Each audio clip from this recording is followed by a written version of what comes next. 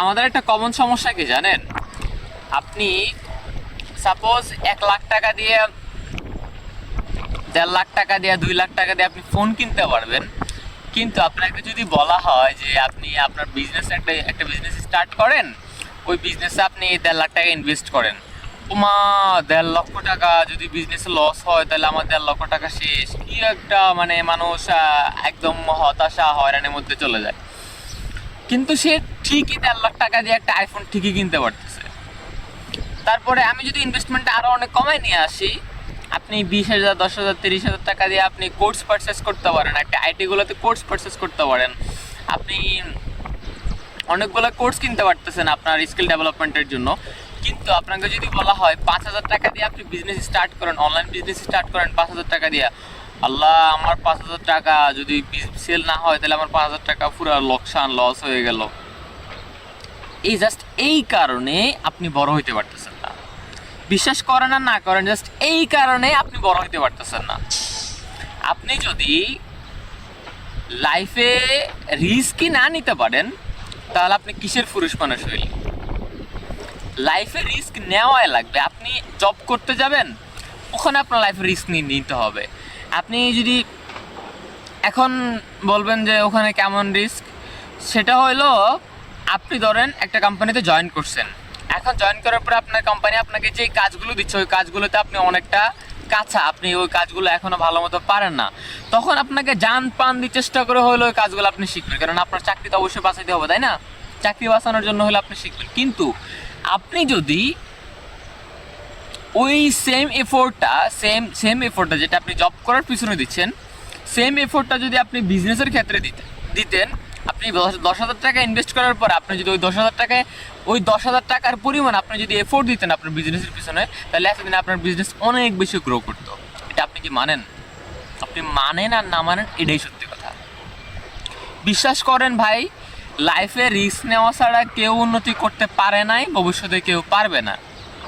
So risk নিয়ে শুরু করে দেন।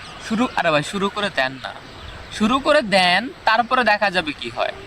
আগে শুরুটা করে দেন, শুরু করার পরে দেখতে পারবেন আপনার কী কী সমস্যার মধ্যে পড়তেছেন, আপনি কী কী সমস্যা ফেস করতেছেন। দেন আপনার সমস্যাগুলো যখন উঠে আসবে, আপনি যখন সমস্যাগুলো সলভ করে ফেলবেন, তখন আপনার আইডিয়াও হয়ে যাবে, শিখাও হবে, আপনি বড়ও হবেন। আর চাকরি শব্দটা, চাকর আছে না, চাকর আমরা বলি চাকর, চাকর শব্দটাকে একটু স্মার্টলি বললে চাকরি বলে, বুঝছেন? এটা তো অবশ্যই জানেন। সো চাকরি না করে মানুষকে চাকরি দেওয়ার মতো অ্যাবিলিটি তৈরি করেন, যে আমি কাউকে চাকরি দিব, আমি মানুষের চাকরি করব না, আমি মানুষকে চাকরি দিব। এরকম মেন্টালিটি নিয়ে যদি আপনি বড় হইতে পারেন, তাহলে আপনি জীবনে একটা না একটা কিছু করতে পারবেন ইনশাল্লাহ। সো আসলে মানে আমার কথাগুলো শুনে আপনি হয়তো মোটিভেট হয়ে বিজনেস শুরু করে দেবেন, আসলে আবার এটাও করতে চান না। আপনাকে আগে, আপনি ইউটিউব আছে, আপনার সব কিছু আছে, আপনি আগে শিখেন বিজনেস জিনিসটাকে, আপনি আগে শিখেন, বুঝেন, তারপর আস্তে আস্তে আস্তে আস্তে স্তর বাই স্তর আস্তে আস্তে আস্তে বিজনেসের দিকে মুভ করেন। বাট হুট করে ধরেই যদি বিজনেসের দিকে মুভ করেন, কারণ আমার আজকে বিজনেস করতে মন চাইলো, আমি আজকে যাই মতো 1,000 টাকার প্রোডাক্ট নিয়ে আসলে আমি আজকে থেকে সেল শুরু করে দিলাম, আসলে এটার নাম আবার বিজনেস না, এটাকে আবার বিজনেস বলে না। সো আপনাকে একটা স্ট্র্যাটেজি মেনটেন করতে হবে, প্রতিটা জিনিসের স্ট্র্যাটেজি। আপনি ভাত খাবেন, ভাত খেতে গেলে আপনাকে প্রথমে হাত দিতে হয় না, হাত দিতে হয়, প্লেটে ভাত নিতে হয়, তারপর মাংস তারপর তরকারি নিচ্ছেন। সো তখন একটা স্ট্র্যাটেজি আপনাকে মেনটেন করতে হয়। সো আপনি এত বড় একটা প্রজেক্ট হাতে নেবেন, সেখানে আপনি স্ট্র্যাটেজি মেনটেন না করে কী পাবো ভাই? সো এখন থেকে হচ্ছে একটা স্ট্র্যাটেজি মেনটেন করা শিখেন, আগে স্ট্র্যাটেজি মেনটেন করা শিখেন, যে আমাকে এই স্টেপে আগাচ্ছি, আমি আমার এই স্টেপ শেষ হওয়ার পরে আমি কোন স্টেপে যাইতে হবে, এটা আগে আপনি শিখেন। তারপরে আস্তে আস্তে আপনি হচ্ছে বিজনেসে চলে আসেন, যে আমি বিজনেস করতে হলে আমাকে কী কী কী কী করা লাগবে, কেমনি কী করতে হবে, কোথা থেকে প্রোডাক্ট কিনতে হবে, কোথা থেকে কী কিনতে হবে, এগুলো আস্তে আস্তে আস্তে আস্তে এগুলোতে চলে আসেন, তখন দেখবেন যে আপনি এগোতে পারতেছেন। সো আশা করি বুঝতে পারছেন বিষয়টা।